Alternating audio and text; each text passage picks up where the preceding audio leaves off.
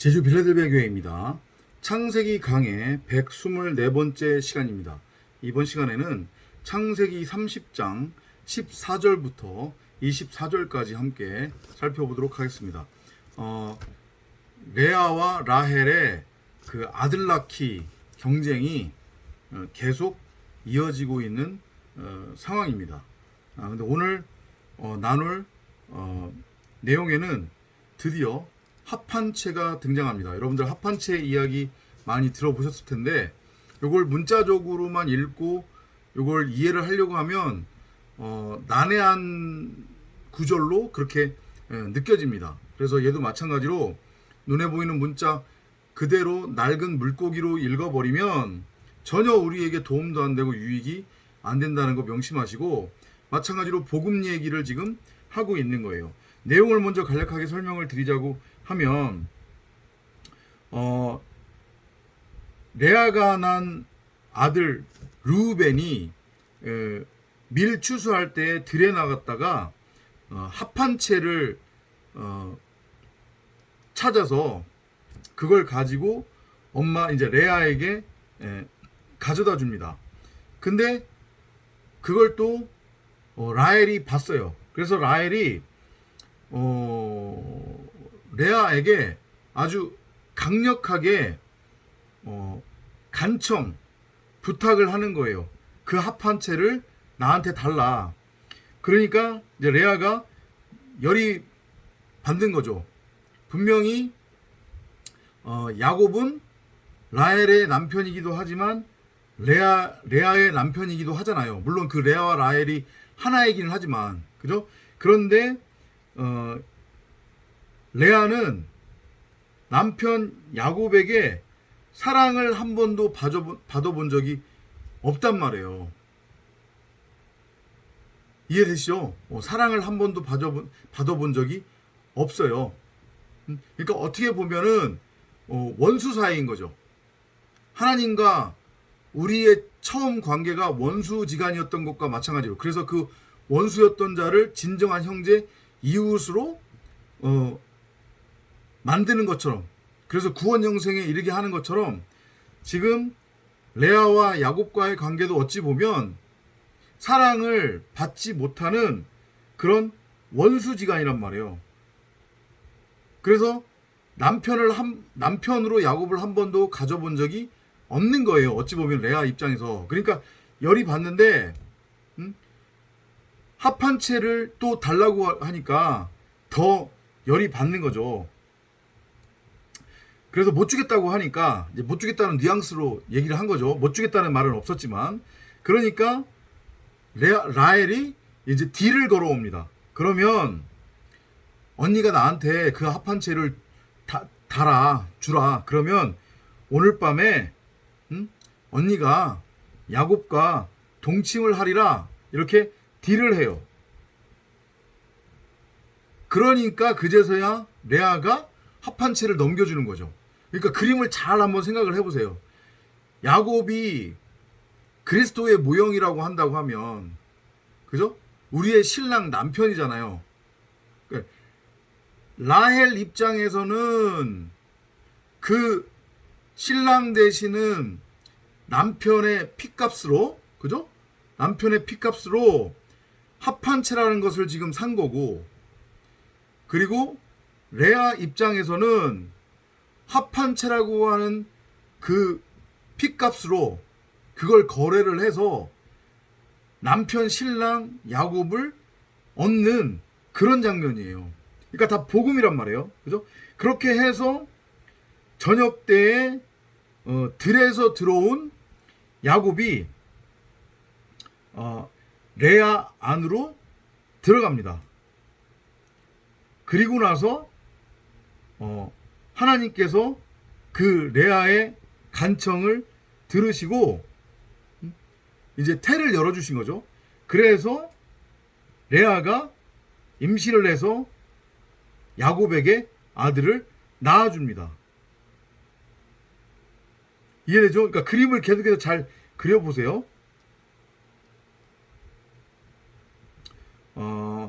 그리고 나서 뭐라고 얘기하냐면 내가 내 여종을 남편에게 주었더니 하나님께서 싹스를 주셨다 라고 하면서 그 야곱 안으로 들어가서 동침해서 낳은 그 아들의 이름을 이사갈이라고 짓습니다.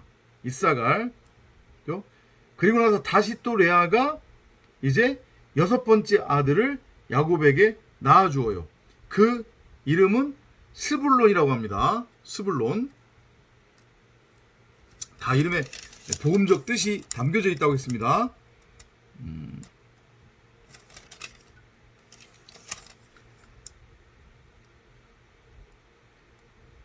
그리고 그 다음에는 딸을 낳았는데 그 딸의 이름은 디나라고 해요. 그러니까 이거 잘 읽어보시면요, 29장 30장을 잘 읽어보시면 아들을 낳았다는 표현이 있고, 그리고 야곱에게 아들을 낳아주었다라고 하는 표현이 있어요.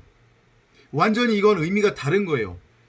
그냥 아들을 낳았다고 하거나 지금 30장 21절처럼 레아가 딸을 낳고 그 이름을 디나라고 하였더라 라고 하는 것의 의미는, 이건 그냥 자기 스스로 율법의 행위를 통해서 낳은 율법의 아들이라고 그렇게 여러분들이 이해를 하시면 되는 거예요. 아셨죠?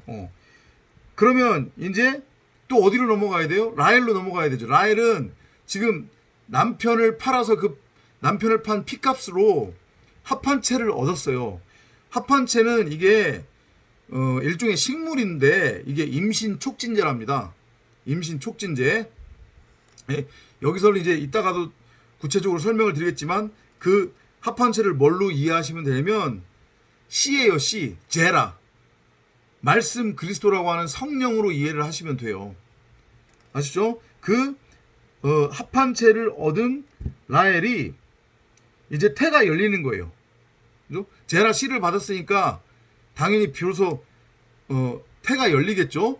라헬이 맨 나중막에 아들을 낳습니다. 그 전에는 레아가 아들을 낳고, 그 다음에 라헬의 여종이 아들을 낳고, 그 다음에 다시 또 레아의 여종이 아들을 낳고, 이렇게 되는데 라헬이 맨 마지막에 아들을 낳단 말이에요. 그러니까 그걸 잘 여러분들이 복음적으로 풀어서 이해를 하셔야 되는 거예요.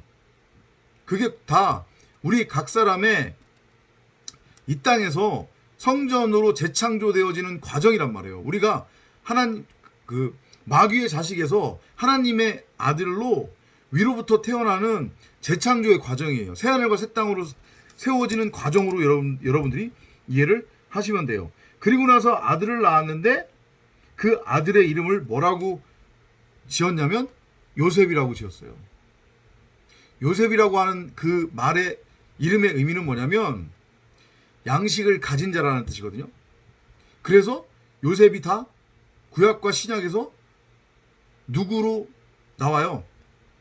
아들을 낳는 양식을 가진 자로 나오잖아요. 그죠?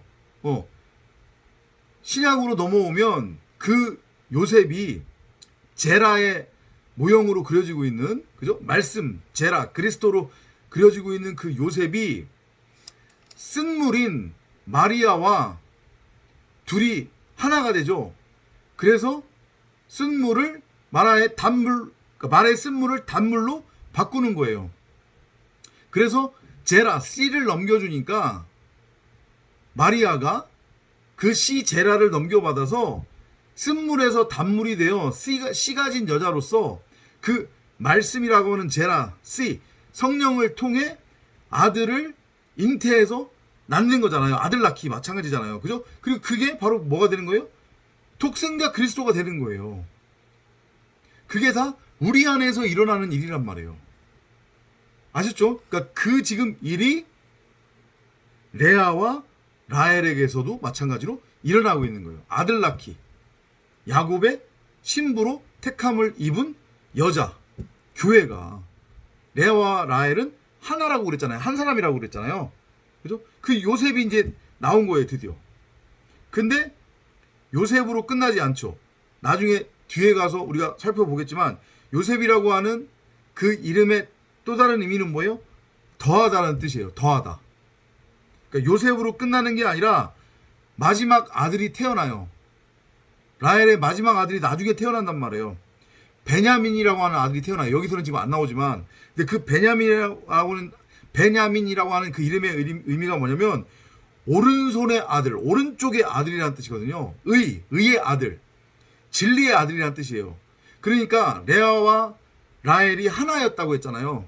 그죠? 그러니까 르우벤이라고 하는 아들로 시작해서 그 장자 맏아들, 처음 된 자는 맨 마지막이 되는 거예요. 예수의 모형으로서 우리 각 사람으로서 온전한 11조 제물로 드려지는 거잖아요. 맏아들 장자로서 르우벤 아들이, 그죠? 그 르우벤 아들로 죽고 베냐멘 오른손의 아들, 진리의 아들로 우리가 창조가 완성이 되는 그 그림이에요. 이해되시죠? 그러니까 그 내용이 30장 14절부터 24절까지의 내용인데, 이제 그 복음적으로 이걸 이제 한번 풀어봐야 될 거 아니에요. 그죠? 하나씩 한번 살펴볼게요. 밀을 추수할 때에 르우벤이 들에 나갔다고 그랬어요. 밀은 이게 말씀 양식을 뜻하는 거잖아요. 그죠? 밭에 나갔다고 하는 것은 이제 이거는 추수를 의미하는 거겠죠. 그죠? 르우벤은 아들인데 이게 맏아들 장자잖아요.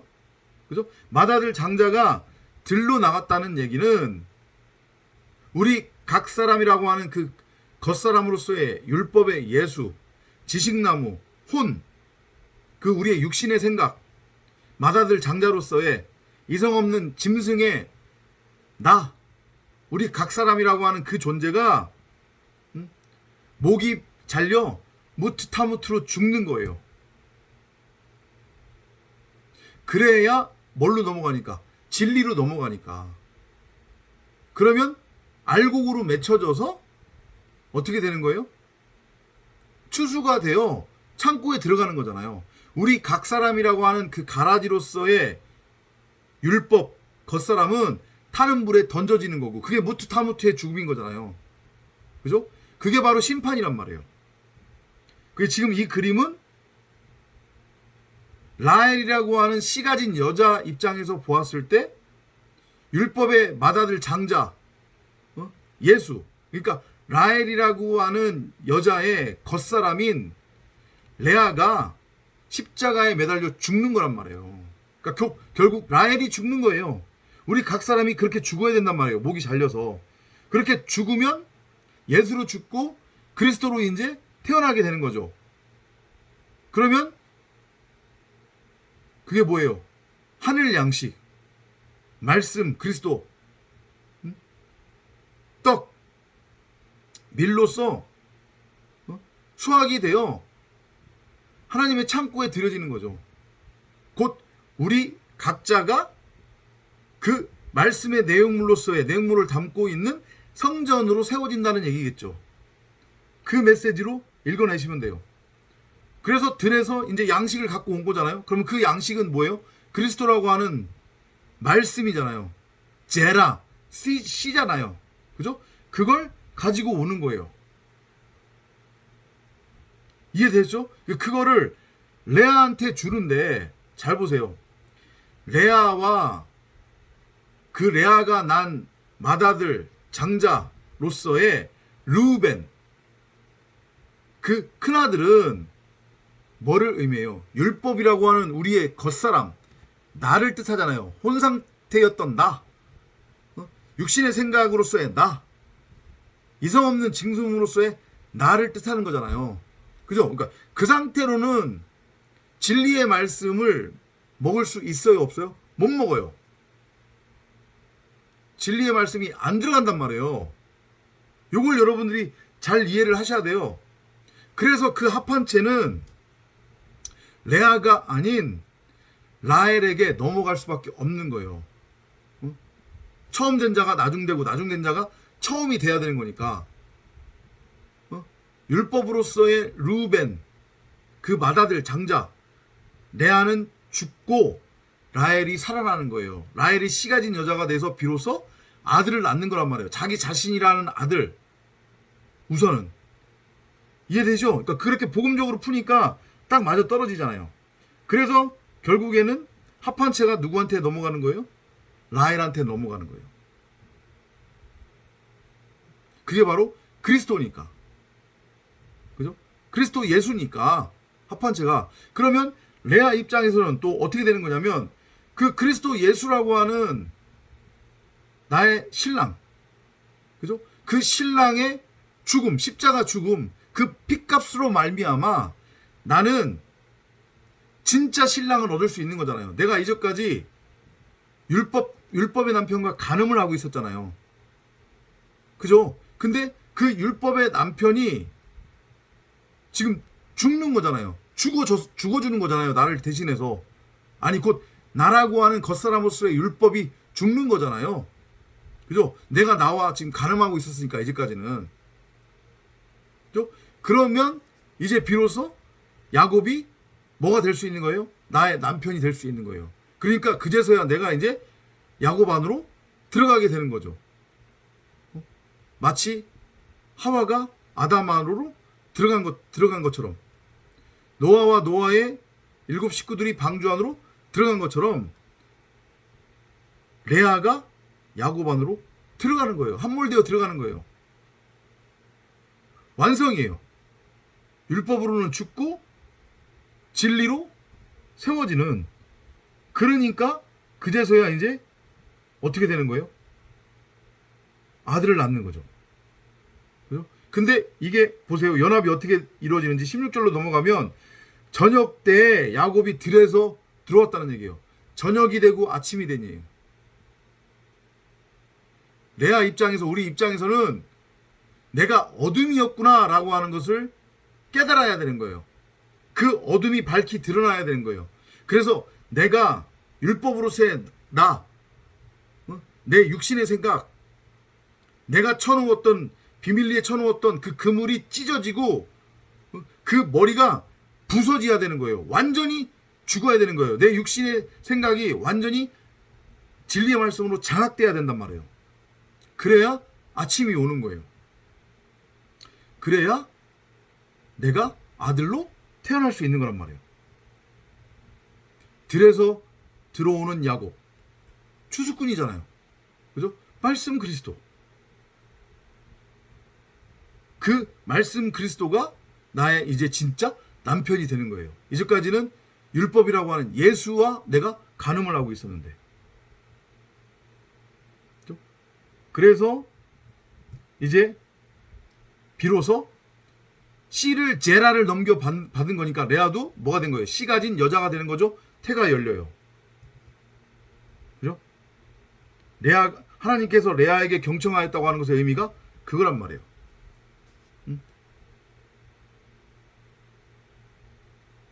레아의 남편이 되었다는 얘기예요. 남편이 되주셨다는 얘기입니다. 그래서 이제 5째 아들을 낳는 게 아니라 5째 아들을 야곱에게 낳아주게 되는 거예요.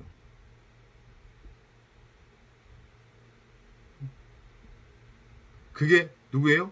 이사갈. 그 이사갈이라고 하는 이름의 의미는 뭐냐면 지불, 보상 이런 뜻이 있어요.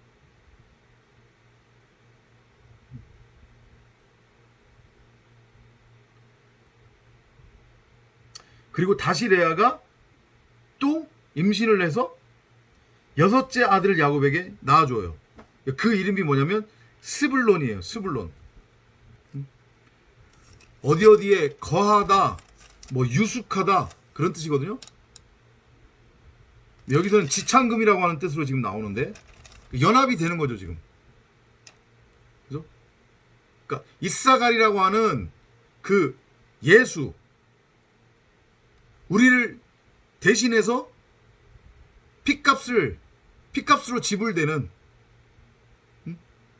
그 존재로서의, 그러니까 우리 각 사람의 겉사람을 의미하는 거죠. 그 이사갈, 그 예수로 죽고 스불론, 연합, 거함, 지창금이니까 이건 그리스도를 의미하는 거겠죠. 그죠? 그리스도가 나오는 거예요. 다 그러니까 같은 얘기를 하고 있는 거예요 지금 결국은. 그런데 그 다음에 21절에서는 레아가 딸을 낳고 그 이름을 디나라 하였더라. 이렇게 돼요 지금. 그러니까 여기는 야곱에게 낳아준 딸이 아니에요 지금. 그죠? 그러니까 이거는 율법의 딸이란 말이에요 결국은. 응? 이해돼요 무슨 얘기인지? 사람의 딸이 나온 거죠 한마디로 얘기하면. 사람의 딸.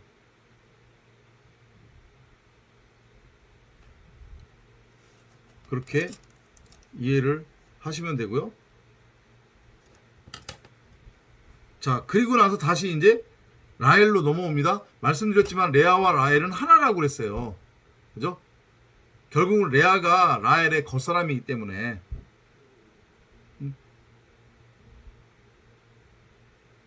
자, 그래서 합한채를 넘겨받았죠. 합한채는 가짜 남편, 율법의 남편으로서의 예수를 팔아서 그 핏값으로 산 제라씨, 말씀 그리스도란 말이에요. 그 씨를 넘겨받은 거예요 지금. 그리스도라고 하는 머리를 넘겨받은 거란 말이에요. 라헬의 머리가 잘려나가고 라헬이 무투타무투로 죽은 거란 말이에요 지금. 그죠? 그랬더니 그녀에게 들으시고 하나님께서 그녀에게 들으시고 그녀의 태를 여셨으니, 이것도 마찬가지예요. 아까 전에 레아의 아들 낳는 과정에서도 그 표현이 있었잖아요. 하나님께서 레아를 들으셨다 이렇게. 그죠? 하나님께서 남편이 돼주신 거예요. 머리가 제라 씨가 넘어간 거란 말이에요 지금 라헬에게. 그죠? 씨 가진 여자가 된 거예요. 그러면 아들을 낳아야죠. 그래서 아들을 낳았어요. 근데 그녀의 이름이 뭐예요? 요셉이에요. 요셉. 요셉이란 말이에요. 그런데 요셉으로 끝나는 게 아니죠. 아들 마지막으로 하나를 더 낳은단 말이에요 라헬이. 근데 보세요, 여기도 마찬가지로 신기한 게, 정말로 신기한 겁니다. 이거 복음을 지금 설명하고 있는 거예요. 라헬이 분명히 하나님이 태를 여셔서 아들을 낳았는데 야곱 얘기가 없어요. 그죠? 야곱에게 아들을 낳았다고 그런 표현이 없단 말이에요 지금. 레아까지는 야곱에게 아들을 낳아줬다고 했어요. 그죠? 근데 라헬이 요셉을 낳았는데 야곱에게 낳아줬다는 얘기가 없단 말이에요. 하나님이 들으시고 그녀의 태를 여셨으니 라헬이 임신하여 아들을 낳았다라고 돼 있단 말이에요. 그럼 이건 뭐예요 이제? 야곱도 뭘로 넘어가는 거예요? 진리로 넘어가는 거예요 이제.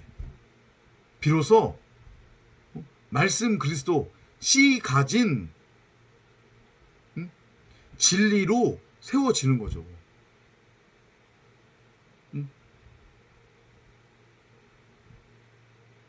이해돼요 무슨 얘기인지? 그래서 이제 뒤로 가면 드디어 야곱이 집으로 돌아가겠다고 한단 말이에요. 이해되시죠? 그죠? 요셉은 하나님의 아들인 거예요. 그럼 하나님의 아들 독생자면은 어떻게 돼야 돼요? 어떻게 돼야 돼요? 죽어야 되잖아요. 그죠? 죽어야 되는 거예요. 성령으로 잉태된 아들 요셉, 양식을 가진 자, 그 요셉은 예수의 모형이란 말이에요. 그러니까 계속 반복해서 복음을 설명하고 있는 거예요. 그래서 요셉으로서의 그 예수는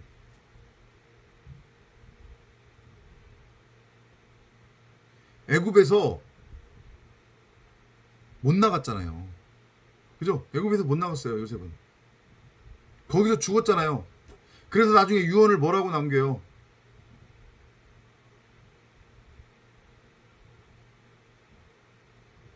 내 해골을 가져다가 막벨라 굴에 매장해달라고 그러잖아요.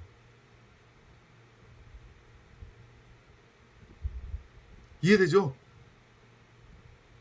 그렇게 요셉 대신에 요셉이 두 아들을 낳았는데 그 두 아들이 결국은 12지파로 들어가는 거잖아요. 이해되죠? 그러면 지금까지가 11명인데 요셉 포함해서 여기서 요셉이 빠지면은 10이 돼요. 그죠? 근데 베냐민이 나오죠? 그럼 다시 11이에요. 근데 요셉의 아들 둘이 추가가 된단 말이에요. 그러면 총 13이죠. 그러면 12지파가 되려면 하나가 남잖아요. 이게 반지파씩 된단 말이에요, 나중에. 그래서 12지파가 맞춰지는 거란 말이에요. 어쨌든 그건 우리가 뒤에 가서 나중에 따져볼 얘기고, 그 다 지금 복음을 말하고 있는 거예요. 아들 낳기. 요는 뭐예요? 여러 가지 우리가 살펴보았지만 딱 요약을 하니까 결국은 뭐예요? 내가 이제까지는 흑암공허 혼돈 상태에 불임, 황무지, 생명을 잉태할 수 없는 그런 불임 상태였단 말이에요. 왜냐면 제라, 씨를 받지 못했기 때문에, 받을 수 있는 상태가 아니었기 때문에 죽은 시체인 거예요. 무덤에 장사되어져 있는 무덤의 상태란 말이에요. 그 죽은 시체에서 어떻게 살아나느냐? 나라고 하는 겉사람으로서의 내 육신의 생각, 선악이라고 하는 율법으로서의 나 자신, 지식나무, 그 이성 없는 짐승의 상태로서의 나가 진리를 들음으로 진리를 들음과 동시에 목배임당에 율법으로 완전히 죽고 육신의 생각이 완전히 하나님의 말씀에 장악되어 죽어 씨 가진 여자 로 성전으로 재창조가 되어야 바로 내가 아들 독생자 진리의 말씀으로 드러날 수 있다. 내 안에 심겨져 있었던 생명나무로서의 성경 66권이 그 빛이 밝히 드러난다. 내 안에 진짜 내가 드러나고 그 내 안에 있는 하나님과 진짜 내가 하나가 되어 하나님으로서 말씀 그리스도로 내가 창조가 된다. 그게 결론이에요. 한마디로 얘기하면 목배임당에 죽어야 아들이 될 수 있다는 얘기. 이걸 지식적으로 이 참 복음 참 진리를 지식적으로 교리적으로 그렇게 여전히 나와는 상관없는 내 밖의 것으로 취하면서 내가 진리를 알았네, 하나님을 믿네 하는 것은 그건 믿음도 아니고 신앙도 아니고 아무것도 아니라는 거예요. 나한테 아무런 유익이 되지 않는다는 거죠. 이걸 여러분들이 잘 알고 깨달으시기 바랍니다. 다음 시간에 또 찾아뵙도록 하겠습니다. 안녕히 계십시오.